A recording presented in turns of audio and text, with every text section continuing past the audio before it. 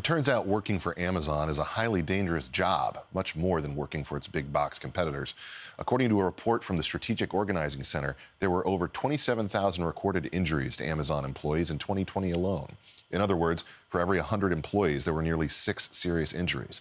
Now, current and former Amazon employees are speaking up, including Gabe Kaminsky, who says working for Amazon was an alienating experience and its employees are treated like robots.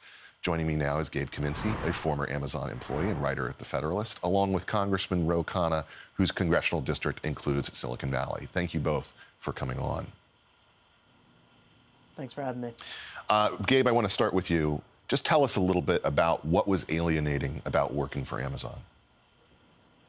Yeah, so I was an Amazon Prime shopper at a Whole Foods grocery store.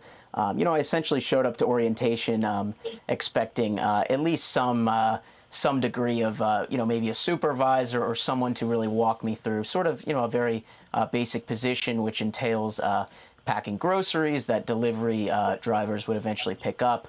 And essentially, I got to orientation, and I was there was really no one to walk me through the experience. It was sort of the entire job is through a work phone. And it was really a glimpse into the job. There was really no one to walk us through how we would do the position. Mm-hmm. Congressman Khanna, one of the things that I think we talk about a lot when it comes to Amazon on both sides of the political aisle is its enormous power in terms of its market impact. During the pandemic, though, we also have seen it become one of the places that really thrived. And so one of the questions that I have for you is, aren't there other negative outcomes that we have going on today with a lot of these entities that are, frankly, despite their propaganda, pushing out small businesses, preventing them from being able to have success and the like? Well, I think we are seeing a great divergence. I mean, you have in my district a market cap of $10 trillion, and a lot of small businesses, a lot of left behind communities aren't participating in modern wealth generation. And then I thought Gabe wrote a very inspiring piece where workers have basically become accessories to robots.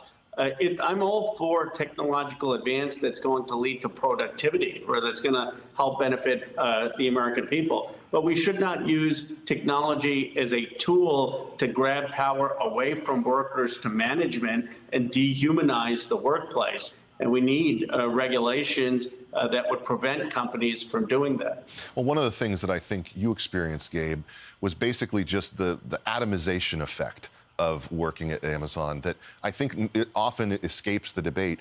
There are negative consequences for that in terms of just an ability to relate to each other and as human beings within a workplace, aren't there?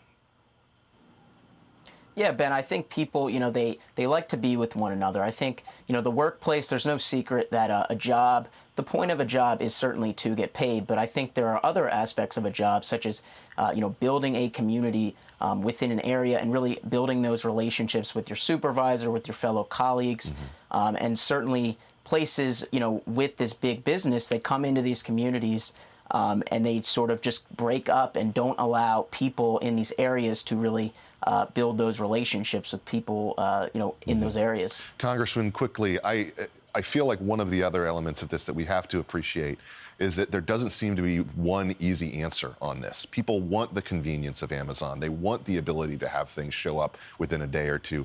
At the same time, there's can be some negative consequences that come with it that I feel like we don't really weigh in our country today. I think you're absolutely right, and this is why we need nuanced policies. I mean, it's great that there are rural communities, underserved communities that now can have access to products that they may never have had. So we don't want to wholesale reject the innovation economy.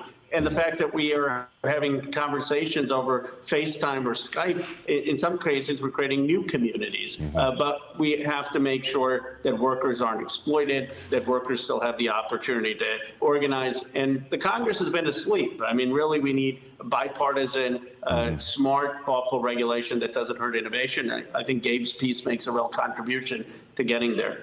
Congressman and Gabe, thank you so much for taking the time to join me tonight.